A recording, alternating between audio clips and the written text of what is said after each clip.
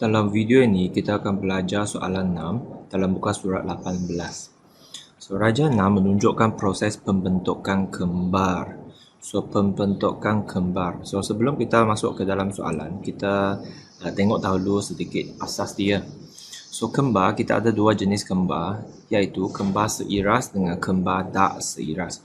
So, dari sini, ingat nombor ini. So, kembar seiras, nombor dia 11122.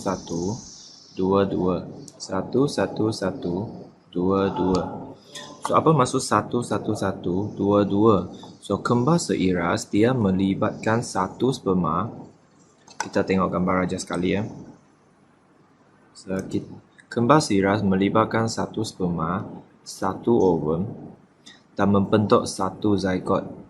Dan satu zygote ini seterusnya dia akan membahagi kepada dua zygote.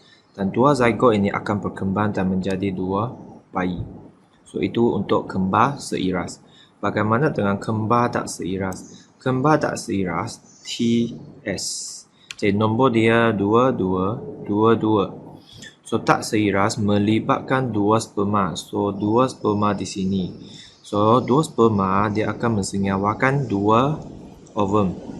Dan seterusnya membentuk dua zygote dan dua bayi. Okey, ini dia. Ini adalah bagaimana kita tentukan sama ada dia kembar seiras ataupun kembar tak seiras. Okey, so sekarang kita balik ke soalan. So, sekarang kita tengok gambar raja ini. Gambar raja ini melibatkan satu sperma dan satu ovum. So, kita tahu ini adalah kembar seiras. So, lepas itu membentuk satu zygote dan satu zygote ini membahagi menjadi dua embrio dan seterusnya membentuk dua fetus. So, dari gambar raja ini kita boleh dapati bahawa ini adalah placenta.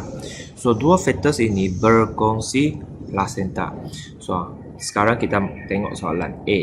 Namakan proses S dan proses T. Okey, sekarang kita tengok.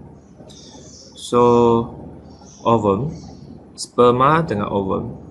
Okey, untuk membentuk zygote. Dari satu dia menjadi dua. So, ini adalah proses mitosis ataupun meiosis. So, kita tahu proses meiosis hanya adalah proses untuk menghasilkan gamet. Proses meiosis tujuan dia adalah untuk menghasilkan gamet. So, selain daripada menghasilkan gamet, itu adalah proses mitosis. So, sekarang kita tahu, jadi daripada sperma ovum bergabung akan membentuk zygote yang dua sel ini. Jadi, ini adalah proses mitosis. Bukan meiosis, mitosis.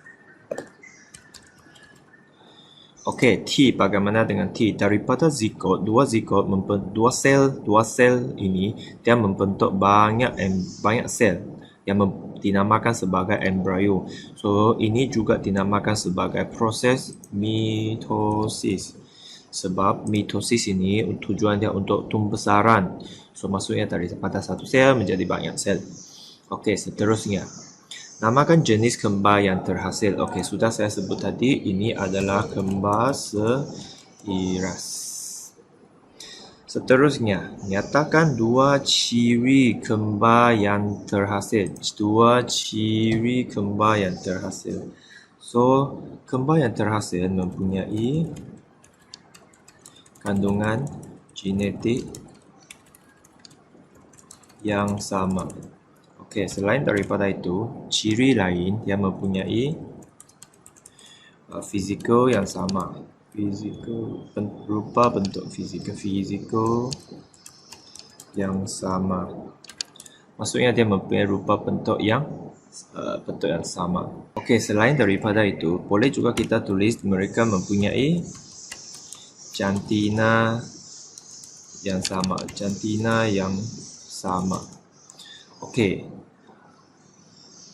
Dan selain daripada itu, tadi saya sudah sebut kembar seiras ini dia berkongsi placenta. Okey, ini adalah ciri-ciri bagi kembar seiras. Okey, seterusnya, jika sperma yang mensenyawakan ovum membawa kromosom X, apakah jantina bagi kembar tersebut? So, di sini dia kata kromosom Y dari lelaki. So, kita tahu kalau bagi lelaki dia 44 tambah XY. So, bagi perempuan, ini untuk lelaki. Sebagai perempuan, 44 tambah XX. So, ini adalah perempuan. Okey, so dia kata ovum yang membawa Y. So, kita tahu ovum itu adalah X. So, XY. So, XY lelaki. So, itu jawapan dia. Jawapan dia lelaki. Okey, itu saja untuk soalan ini.